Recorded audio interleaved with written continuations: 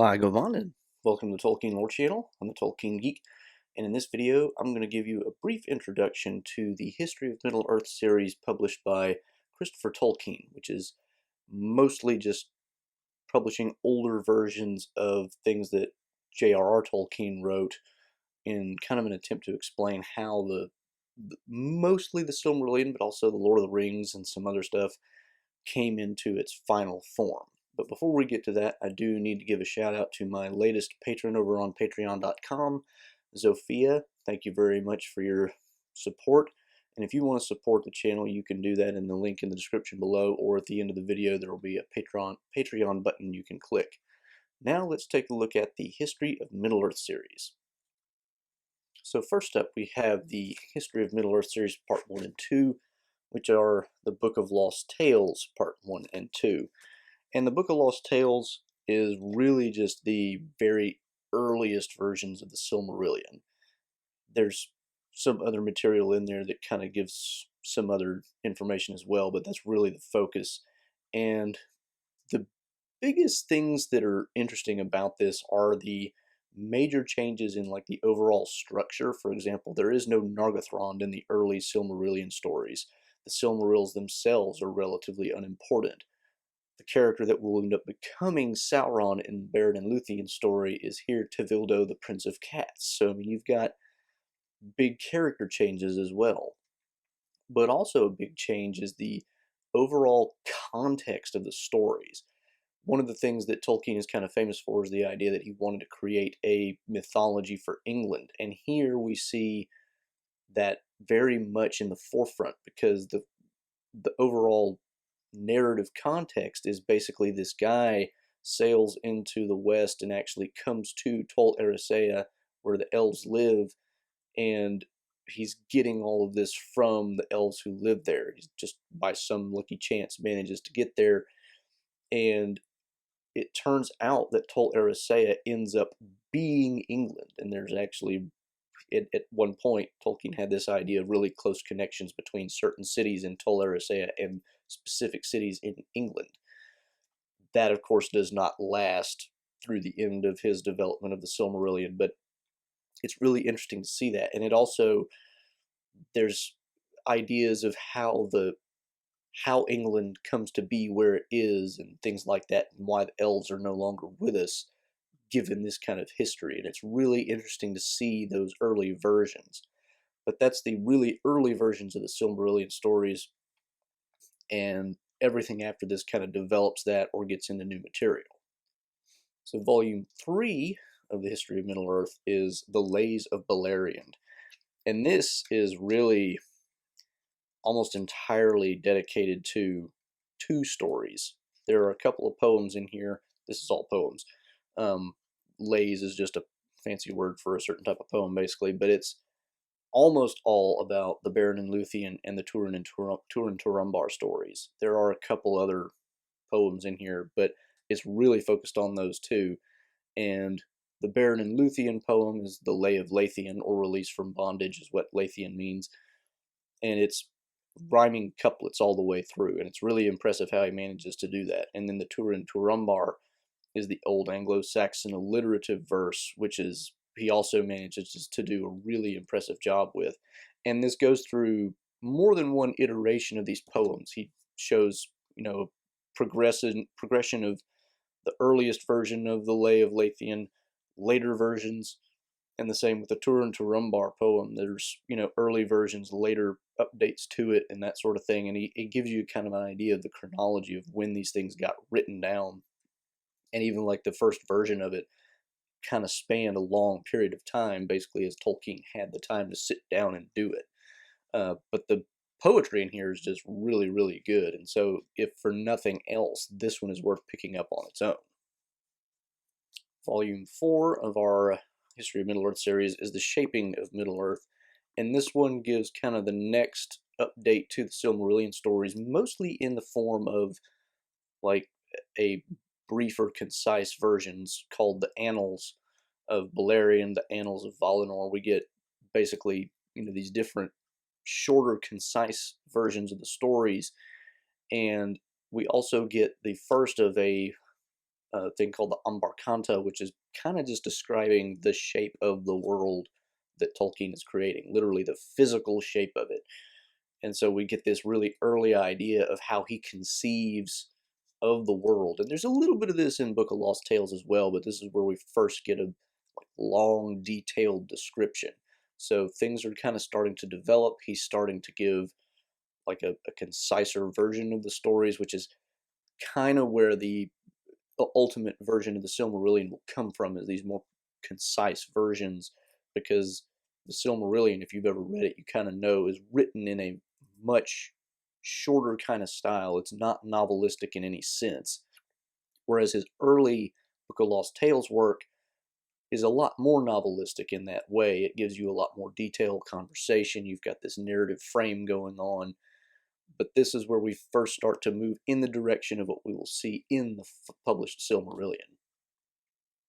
Volume 5, we get The Lost Road and Other Writings. Now this one is really interesting because this is where Numenor finally jumps into the scene. Numenor is a late development in Tolkien's mythology because it basically comes out of this story that he writes as a result of an agreement he has with C.S. Lewis.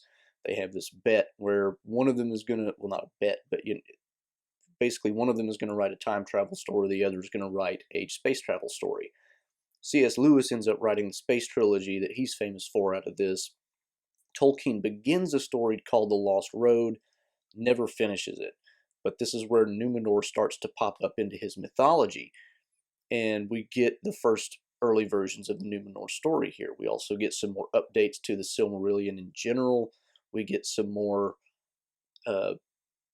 detailed stuff on some other things related to his world that aren't necessarily narrative updates. And we also get just in addition to the Lost Road story itself, we get some just basic ideas of the downfall of Numenor that are less, again, novelistic and more just kind of in that annal style. There's more of that sort of thing. So that kind of gives us also the Silmarillion and Second Age type stuff, which it's not even really conceived as the Second Age at this point. Numenor still isn't really a part of the Silmarillion mythology or the Middle-earth mythology yet, but this brings us kind of up to the point right before he starts writing The Lord of the Rings. Speaking of The Lord of the Rings, the next 3 volumes, The Return of the Shadow, The Treason of Isengard, and The War of the Ring, all deal with early drafts of The Lord of the Rings, and some of these get really interesting. Strider is Trotter, and he's a hobbit, for instance. Frodo is Bingo. You get all kinds of different changes to the narrative and such things, and it's really interesting to see the background of how Tolkien arrives at the final versions of The Lord of the Rings, and that's mostly what these are dealing with. Volume 9 of the History of Middle-earth actually rounds out The Lord of the Rings. It actually gets us to the very end. The first 3 don't quite finish up the last bit of the story, but the reason I set this one apart is because it also has 2 additional things in it that aren't Lord of the Rings specifically, and those are the Notion Club papers, which is kind of an update on the Lost Road story, which again he never finishes, unfortunately. And then we also get the Drowning of Andunier, which is a newer version of the Fall of Numenor. So he's updating this Numenor stuff in light of the Lord of the Rings, which makes sense because he is now incorporating that into Middle-earth history, because that, of course, is where Aragorn's lineage comes from and all this other stuff. So we can see that he's kind of working all this out, putting it all together. Volume 10, Morgoth's Ring, starts picking back up with updated versions of the Annals of Balerion and that sort of thing, and he starts changing the names of these as well. But this gets us back to the Silmarillion after he finishes the Lord of the Rings, and in addition to that, we get this thing called the Andreth a Finrod, the Athrabeth Finrod a Andreth, which I've done a video on, and I'll link to that in the description below. But it's basically a debate between Finrod and a human woman about the nature of mortality, what may be the plan of Iluvatar and all of this and that sort of thing. And there's also a section at the end called Myths Transformed, which basically gives more detailed ideas that Tolkien was kind of working out in his own head. They're not necessarily narrative so much, although some of them can be, but it's more the idea of he's just trying to work out ideas about how his mythology works. In volume 11, The War of the Jewels, we get further additions to the later versions of these annals that Tolkien is updating after The Lord of the Rings, and we also get a little more specifically narrative-based, more novelistic type versions of what Hurin does after he ends up being released from Morgoth.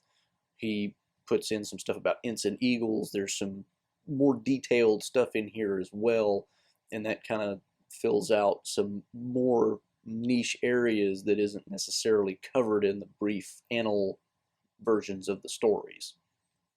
Finally, in volume 12, The Peoples of Middle-earth, we get the appendices to the Lord of the Rings. This is kind of the beginning of the material where Tolkien starts to put together what he's going to put in the appendices that we get with the Return of the King. And this is really interesting because some of this material is a little bit bigger, because what we end up with at the final version is a little more condensed, because he couldn't convince the publisher to put all of it in, and he knew that he probably wouldn't get all of it in anyway. But in addition to the appendices material, there's also some kind of detailed language-based stuff in there about, you know, his own Elvish languages and the various things that he was thinking about in terms of language development, which is interesting because for Tolkien, a lot of this was about creating a world for his own Elvish languages rather than the other way around. He didn't invent the language to fit the world. He made the world to fit the languages. So you've got that going on, and then you've also got a couple of stories that he started and never finished. One of them called The New Shadow, and I've done a video on that I can link to as well. And there's another one called Tal Elmar, which is kind of about a guy who lives in Middle-earth during the time when Numenor is still a thing. Numenor is still, you know, doing its thing out in the west, but this guy is growing up in Middle-earth, kind of in the almost like a Middle Ages period where there's not much going on in Middle-earth other than what Numenor brings to Middle-earth, and Sauron is still pretty dominant. It's kind of an interesting story, but it never gets very far. So there's really interesting stuff in here as far as that goes as well. So there's your brief overview of the history of Middle-earth. If any of these volumes strike your fancy, you can pick up whichever one seems most interesting to you, or if you're like me, you can be a total nerd and collect them all. That is not meant to sound like a Pokemon reference, but I guess it kind of did. Anyway, if you did enjoy this video and if it helped you out, please do give it a thumbs up, share it around. You can follow me on Twitter at JRRTLore for some occasional Tolkien-related trivia. You can subscribe to the channel here, and you can support me here at Patreon, and you can find 2 of my previous videos here. Until the next time, I'm the Tolkien Geek, signing out for the Tolkien Lore channel. Namaste.